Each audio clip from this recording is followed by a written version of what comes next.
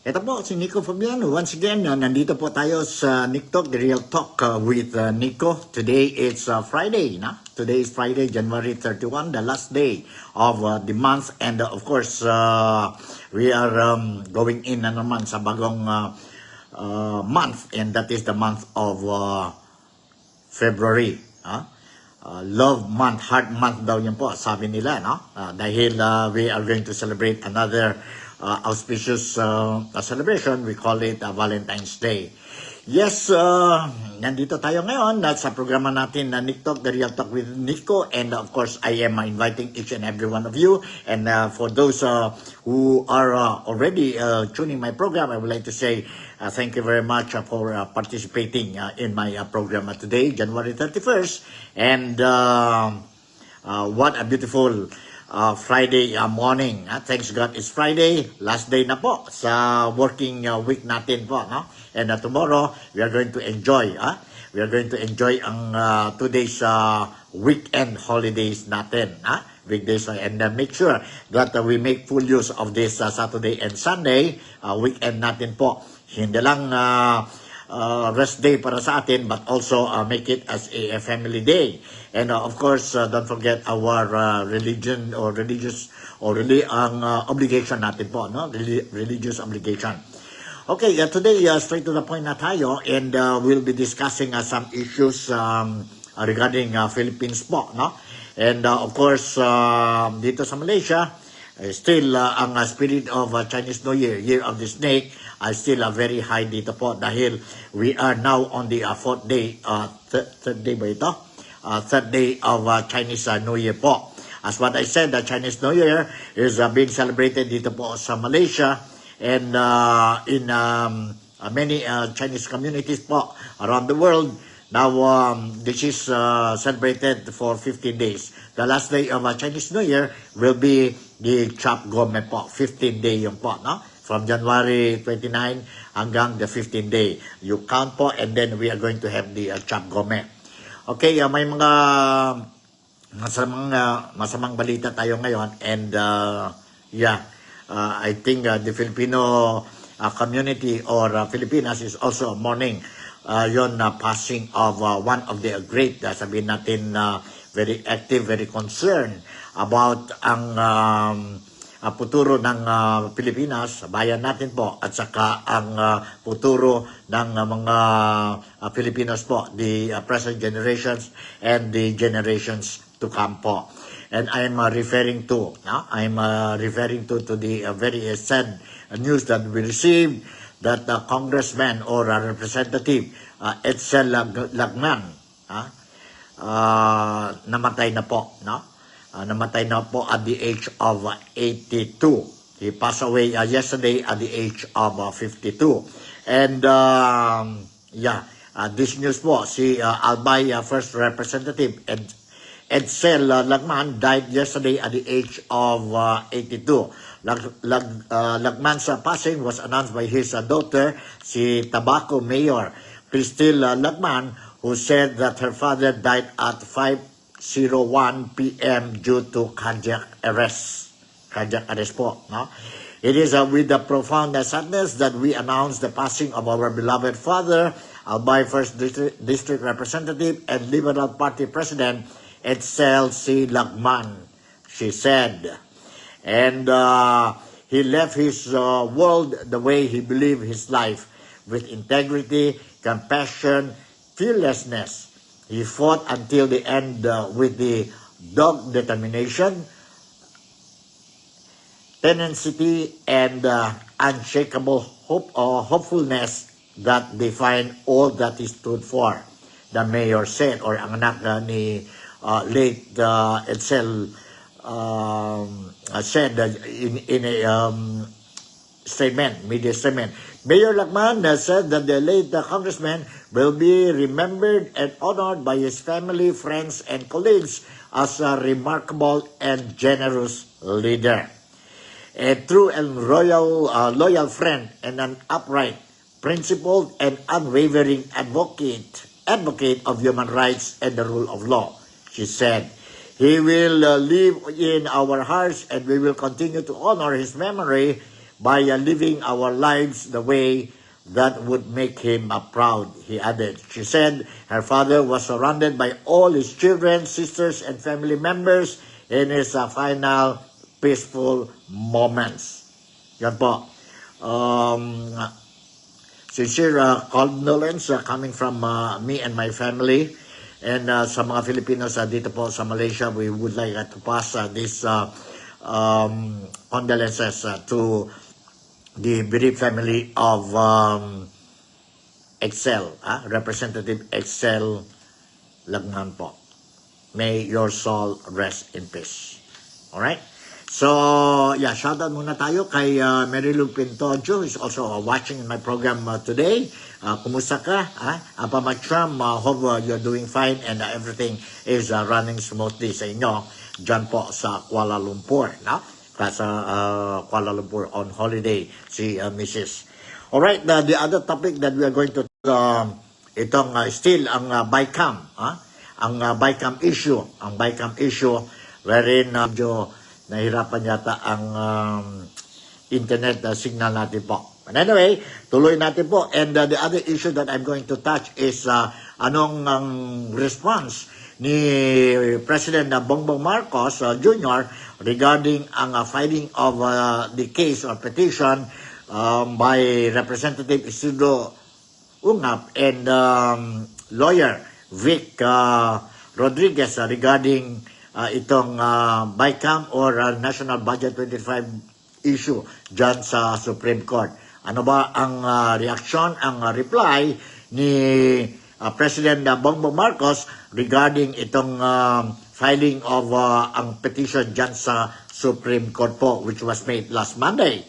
And lastly, siguro kung may time pa tayo, we'll also be touching itong election na po. Malapit na talaga po kasi February, I think somewhere in February, now mag-start na ang official campaign periods ng for the candidates, senatorial candidates and party list po. So let's touch a little bit on this thing. So in the meantime po, I just want to pass this story to you po, no? Sa inyo po ang istorya nagiging headline din po sa mainstream media dyan sa Pilipinas regarding itong issue, regarding itong issue po ng sabihin natin BICAM or GAA, ang General Appreciation Act, wherein ngayon na controversial na ito po. And let's see, kasi nandoon na yan sa Supreme Court and let's see, anong decision ng Supreme Court. Ang Supreme Court lang po will be able to sabihin natin decide, and all of us will respect and follow the decision of the Supreme Court regarding this issue. Okay, I just want to inform you that groups are challenging the constitutionality of the 2025 budget before the Supreme Court are out to shut down the government so they could carry out their stabilization agenda. Sabi po si President Rodrigo Roa Duterte kahapon or yesterday po, no? Even as he expressed confidence that the spending law would be able to withstand legal scrutiny. Speaking to reporters in Cebu, Marcos said the administration has no contingency plan in case the Supreme Court strikes down the 6.326 trillion pesos national budget as unconstitutional. Sabi pa nga ni Presidente Marcos, no, we shut down everything. I guess that's what they want. They want the government to cease working so they continue with the destabilization agenda. Marcos said he was wondering why critics would bother to question the expenditure law on the basis of difficult assertions. The Solicitor General, of course, will be the ones who will argue for the government, and he tells me, Solgen Menard Guevara tells me that we are on solid footing in terms of constitutionality. Sabi ni Marcos. Earlier this month, Davao City District Representative Isidro Ungab questioned what described as discrepancies in the bicameral conference committee report on the 2025 budget. Ayan po. Wala daw contingency plan or plan B si Ferdinand Bongbong Marcos kung sakali ang Supreme Court will come with a decision, no, that the 2025 national budget is unconstitutional. Ano nyo po? So let's listen po. Let's listen to our President, si Bongbong Marcos, when interviewed by the local media kahapon dyan po sa Pilipinas regarding itong issue. Let's listen to this. We shut down everything. Hold on, and make the argument before the Supreme Court. Hold on. Let's listen to this and para klaro mas disente po, no? Alright. Let's listen to this. Ang statement, ang answer ni Bongbong Marcos to the question of the local media dyan po sa Manila. I've read some of the filing, the complaint. Well, the Solzhen, of course, will be the ones who will argue for the government. And he tells me, Solzhen Maynard tells me that we are on a solid footing in terms of constitutionality.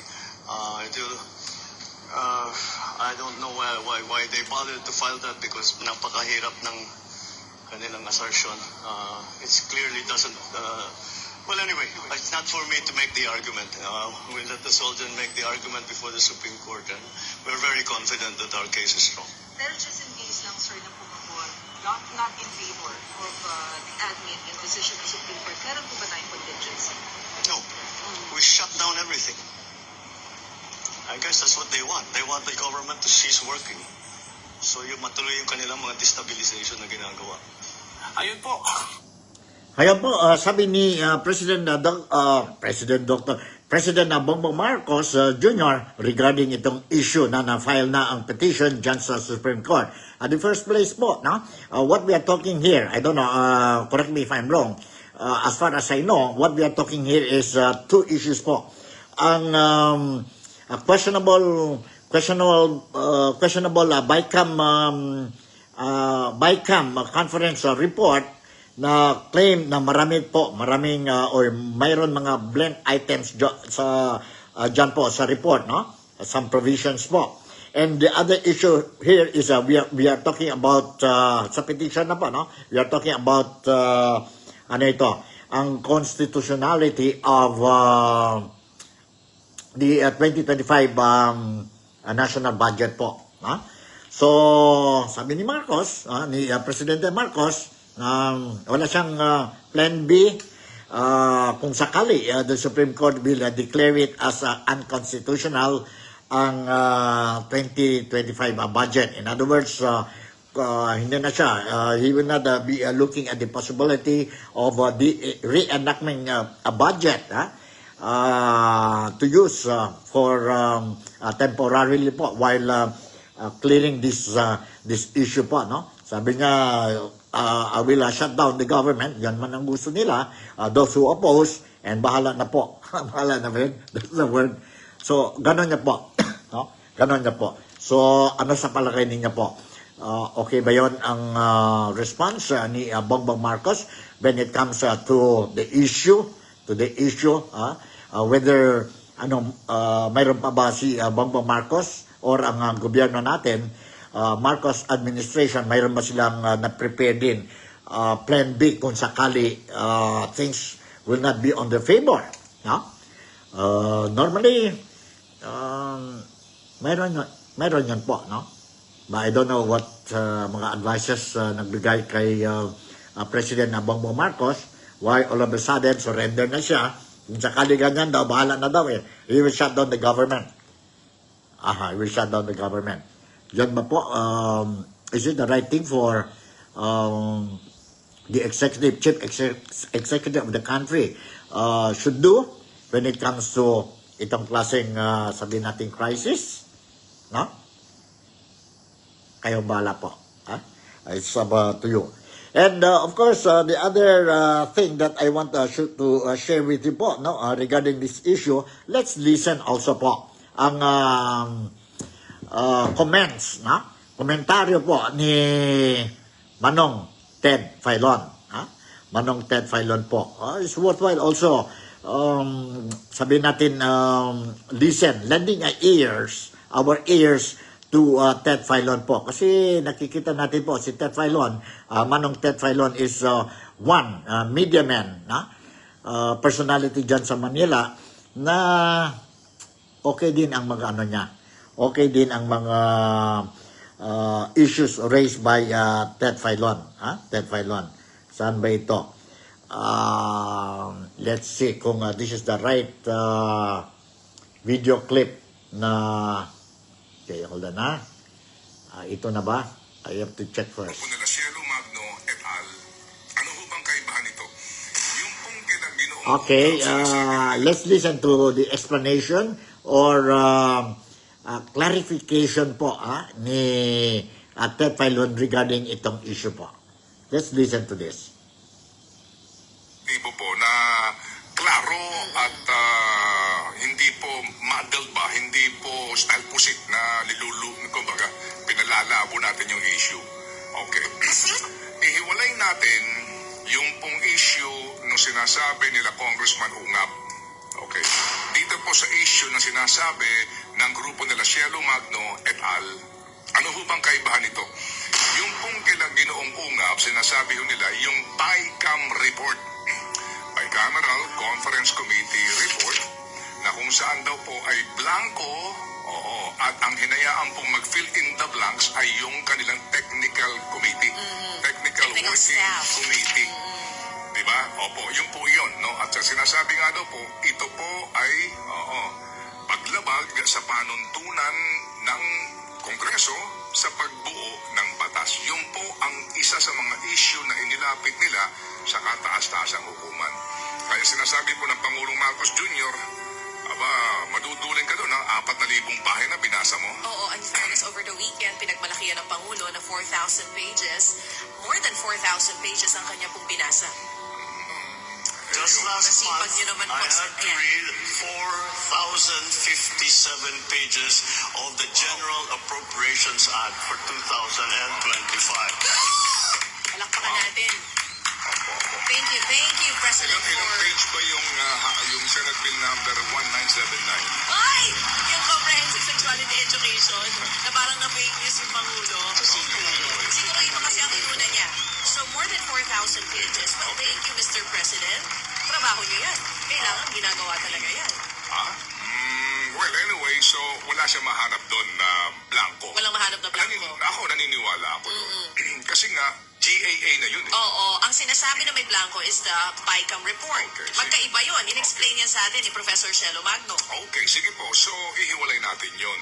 Opo, yun daw pong mga naghain ng kaso sa Supreme Court. Ang gusto mangyari daw ho ay pahintuin ang operasyon ng gobyerno, bahagi po ng destabilisasyon. Yan po sinasabi. Hanggang dyan lang muna tayo. Yung issue po na isa ay yung pong GAA na. Yun para po sa ganang amin, yun po ang pinakamagandang argumento ho ngayon na idulog talaga sa Supreme Court. Sa ano pong mga issue, 6:33 na pong ating oras, ha? Tutuloy ko ito mamaya. Tuloy mo lang. Mamaya na lang siguro. Okay, kasi si Christian Mitra pa. Binitin mo. Yan po ang komentaryo ni Ted Filon together with DJ Shasha. So, yun na po. He was saying about itong, sabihin natin, BICAM report and the GAA, General Appropriation Act po, no? Tama po, walang blanco sa GAA. But ang issue ngayon dyan po sa GAA is that whether it is constitutional or unconstitutional, dahil po ang kailangan niya po ang DepEd, education sector must have the bigger budget po, no? Kasi yan po ang written in the Constitution po, no? And yon ang question ngayon po, bakit, no? And they try to do something to show to the public that after itong naghuwa-huwa na po sa issue ng DepEd saka ang Public Works Department, so they made it appear like mas marami na ngayon ang budget, ang education compared to the Public Works Department. Yon po. So dalawang issue yon po, no? Ang GAA at saka ang BICAM. At saka ang BICAM. So let's see. Mahirap na po to sabihin natin na to jump into conclusion and speculate kasi this kind of issues, this kind of matter, hindi dapat ma-speculate, hindi dapat jump into conclusion po, no? Let's wait for the right authority, kagaya ang Supreme Court, to make the announcement, study the issue, and clarify things to both, sabihin natin, ang lawmakers natin at saka ang mga Pilipinos po, no? Para matapos na ito. Ganon. So, tuloy-tuloy pa rin na ang sabihin natin na political crisis, so-called political crisis dyan sa Pilipinas. And today, in fact, it just lapit na siguro, 9 o'clock, 10 something, we are going to experience or see again itong sabihin natin rallies dyan sa Manila o dyan sa Pilipinas po. In fact, sabihin natin, 3 yata ang rally scheduled for today. This morning, and then mayroon this afternoon din po, no? May rally tayo po regarding itong impeachment ni VP Sara, regarding graft and corruption activities, mga allegations dyan sa mga lawmakers natin, government officials, and also po itong budget 2025, no? The very controversial budget 2025. So, how do I look at it? 3 rally. Sana po, they just do 1 rally po, kagaya ang Iglesia ni Cristo. And para we make sure that we are united. With these 3 kinds of rallies today, so parang obviously, ang Filipino is really divided po. Divided. Ano ba? Is this tactic carried out, I don't know, by the opposition or by the administration? Divide and rule? Ano ba po? No? And anyway, sige lang po. Let's cover and let's see anong rally and sino-sino po will have, sabihin natin, mas maraming participants, no? Sa rally nila. It is scheduled today. Today po, Friday, no? January 31st.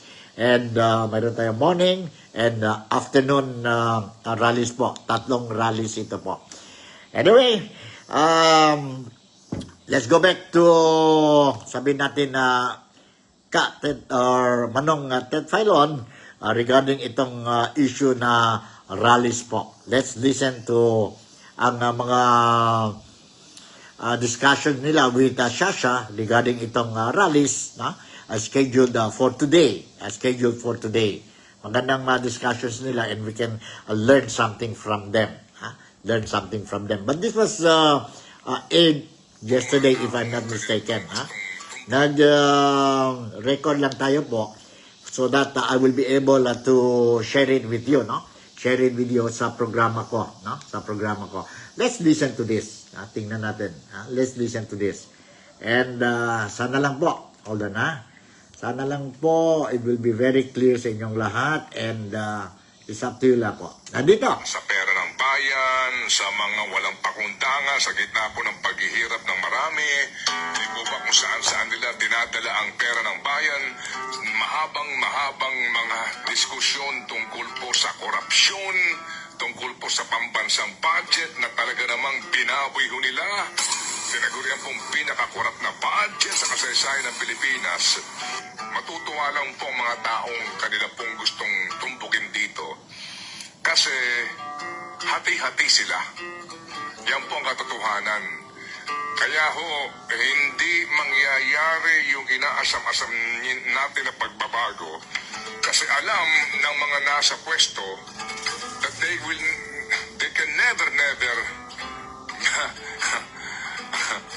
be unified. Ito yung halimbawa sa Friday. May rally dito po sa EDSA Shrine. Anong oras to? 2 p.m. ang simula. 2 to 8 p.m. Sino ang organizer nito? Ito po yung grupo ni Shelo Magno. Kasama dyan yung anti-corruption, pati yung grupo ng ilang mga pari. Meron silang grupo at may Clergy and Citizens for Good Governance. Yan po. Okay. Ang tawag nga nila, Boses ng Bayan, Korupsyon, Tutulan, Katiwalian, Labanan. Okay, so Ayan, People's Rally and Concert, Okay. 2 to 8 p.m. on Friday sa EDSA Shrine. pero meron din po namang isa pa ho namang rally na mangyayari dyan po naman sa Liwasang Bonifacio sa lungsod ng Maynila. Ito po naman ay grupong Tama Na. Ay, Taong Bayan, Ayaw sa Magnanakaw, at Abusado Network Alliance. okay, so basically po, parang iisa lang, di ba? Yung kanila pong tema at hadikain. Pero nga eh. ibang hong rally ito, meaning iba pong grupo ito. Opo, Kilos Bayan Protest po naman ito, mga kapatid. Sino-sino naman dito ang mga convener nila? Ang iba po dito, kakilala din po natin at matagal na rin po natin nakakapanayam, si Mother Mary Jan Manansan ng Movement Against Tyranny. Ito pong si Mother Mary Jan, alam niyo, ay nako, matagal na po ito na nakikibaka para po labanan ang katiwalian. Malakas din po ang loob nitong si sister na ito, si Mother Mary na ito. Opo, tanda ko din, makasaysayan ng kanilang pagtungo sa Malacanang noong panahon ni Gloria Macapagal Arroyo. Pero nandito rin po yung grupo ng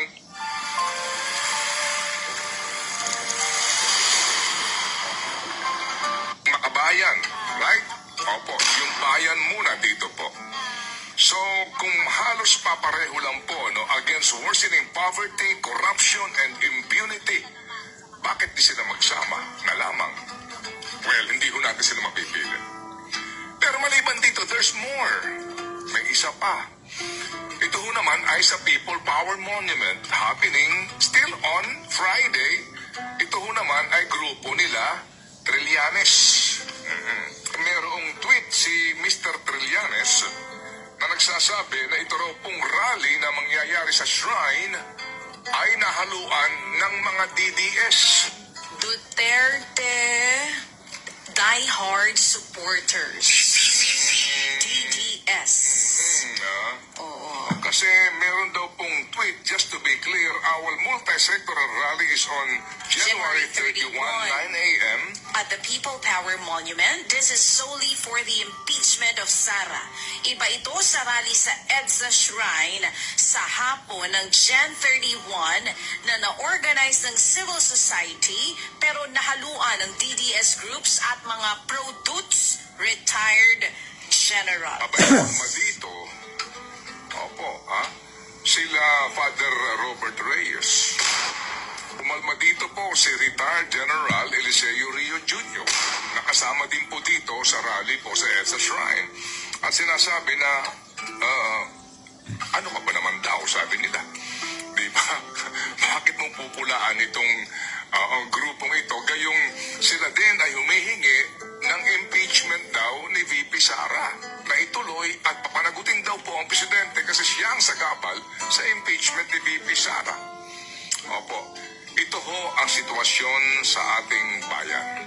Kaya habang nagkakawatak-watak ang mga taong supposed to be iisa naman ang pinupunto, iisa ho naman ang gustong mangyari, pagbabago po at pigilan na itong walang tigil na korupsyon, watak-watak. Kaya yung mga nasa itaas dito na nagmamasid lang, tuloy lang natin.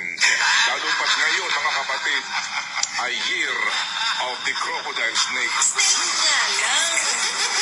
Snake lang. Ikaw talaga. Walang crocodile. Snake lang. Ang year of crocodile, all year round yan. Taon-taon. Taon-taon! Okay? Nalilito tuloy yung mga tao. saan pa kami pupunta? Meron sa Liwasang Bonifacio, may dalawa sa EDSA Shrine. Opo. Tapos may sinasabi pa yung isa na haluan ng mga DDS group. Isa lang naman pinaglalaban nyo. Anti-corruption kayo. Gusto nyo ng accountability. Kung gusto nyo sana ipakita yung boses ninyo, sana nga nagkaisa. Sayang. Sayang na sayang. Kaya nga po, divide and conquer, di ba? Kapag watak-watak, opo, ang mga mamamayan, opo, naghahari ang mga... Mas madali pang pagkasunduin ang langit at lupa kaysa dalawang Pilipino tungkol sa kahit anong bagay. Kalaban ang kalaban. Kalaban ang kakampi. Nakakapagod! Dito ho sa mga isyong ito, opo, na atin pong kinakaharap.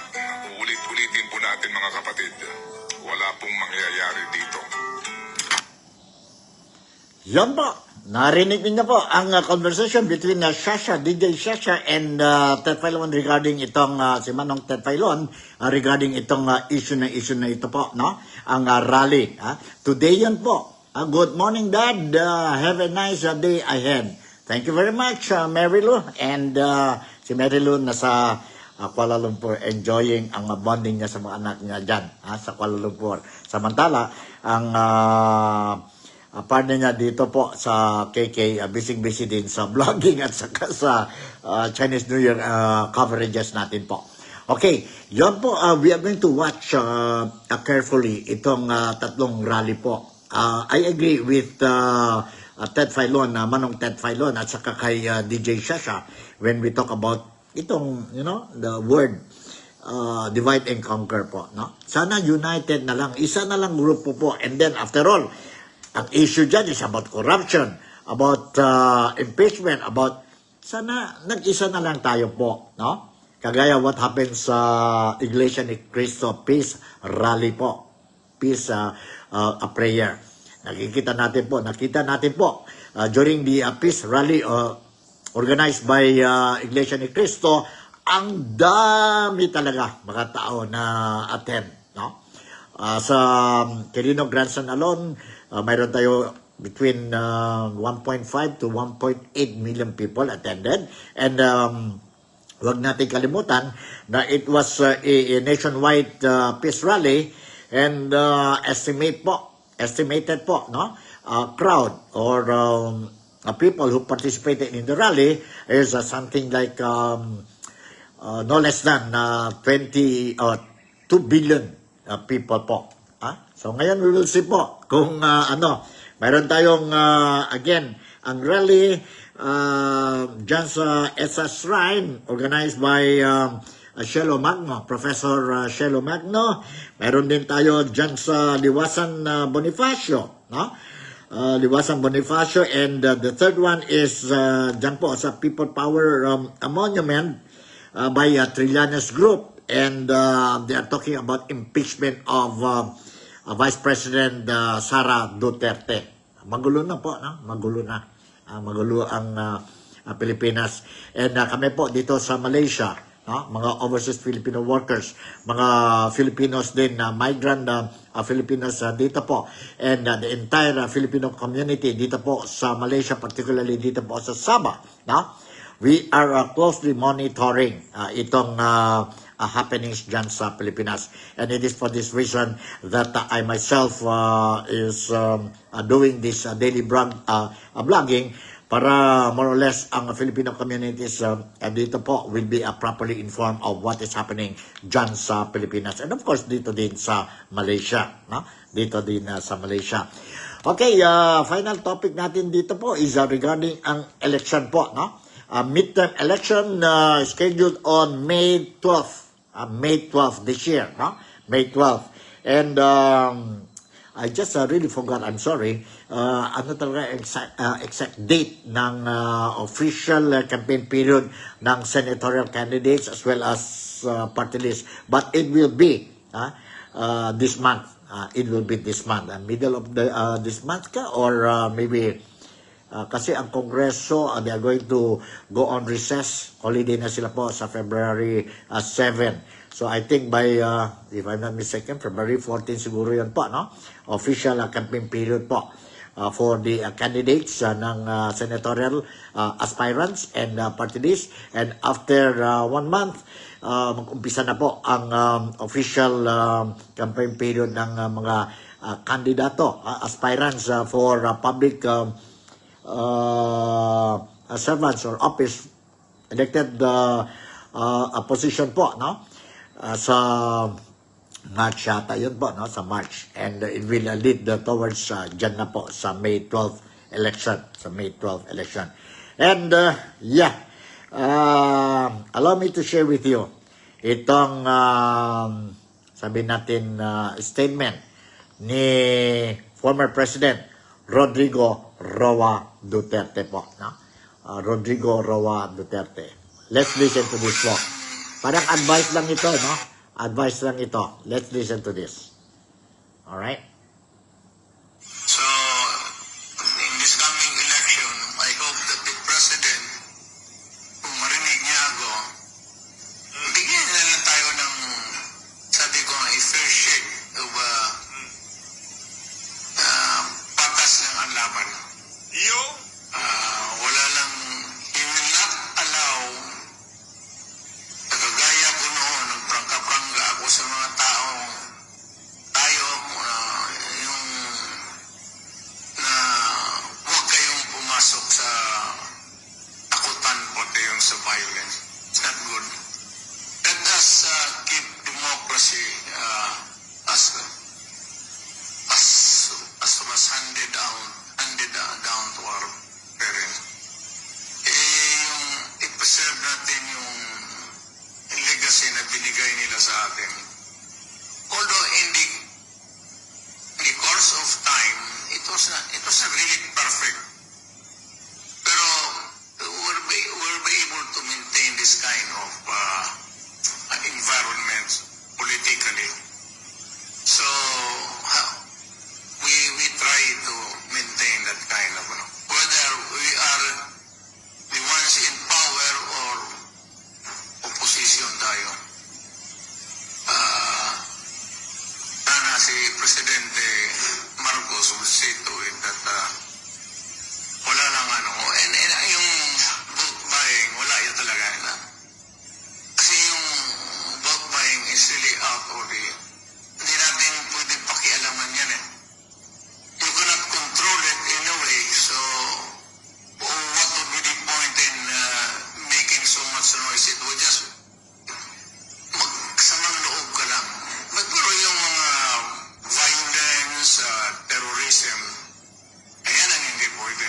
And I'm sure that the President, Mr. Marcos, would not allow that. Politiko siya, dumaan siya ng mga ganun eh.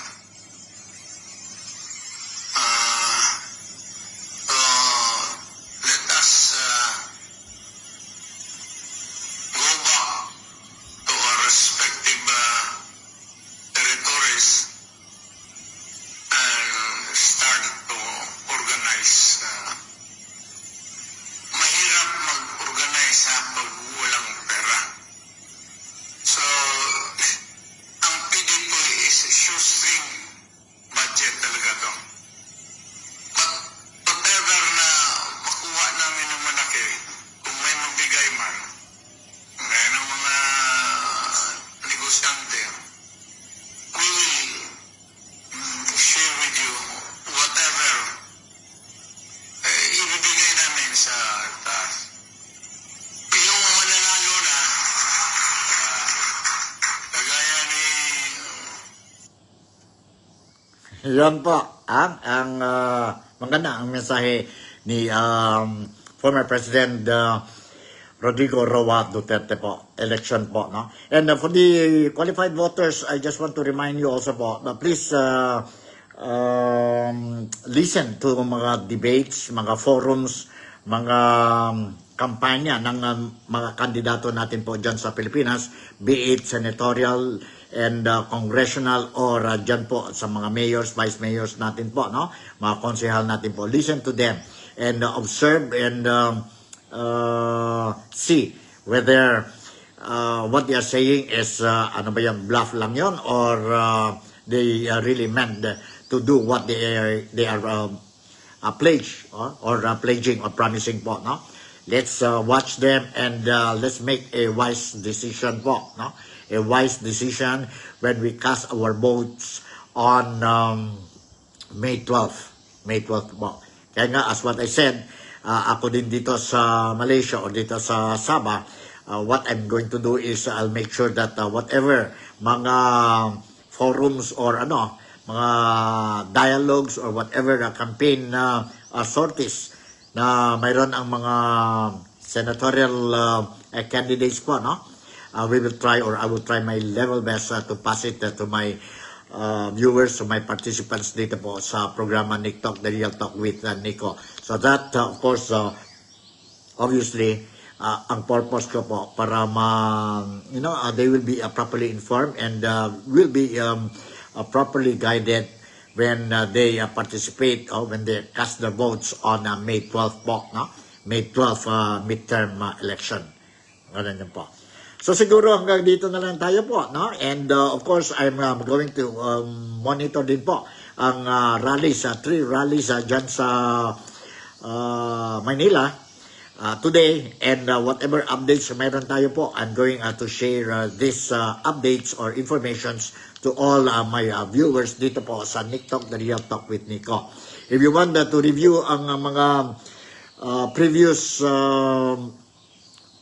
vlogging ko po, you can go to Nick Talk 21 po. Nandyan lahat.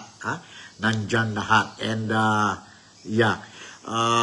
Shout out din before I will say goodbye to all of you. I would like to shout out din sa pinsan ko po, sabihin natin Albi Marquez and wife. I would like to say good morning to you, good afternoon and good evening kung nasan man po kayo, sa Pilipinas ba o nasa abroad na kayo by this time, no? God bless you and God bless also to your daughter, and of course God bless to the Marquez clan, Marquez clan. Thank you very much, Primo Albi, for watching, and of course all the best sa ating lahat. So with this, Nico Fabian would like to say thank you very much for making me a part of your day today. Sana lang po, masking paano, I manage to share with you anong latest information dyan sa Pilipinas and dito po din sa Sabah. And masking paano, I managed to entertain and make use of your time, para you will be able to be properly guided of what is happening in the Philippines. With this, Malaysia, Sabah, Philippines, God bless us all, and take care of yourself. I love you. See you tomorrow. Bye.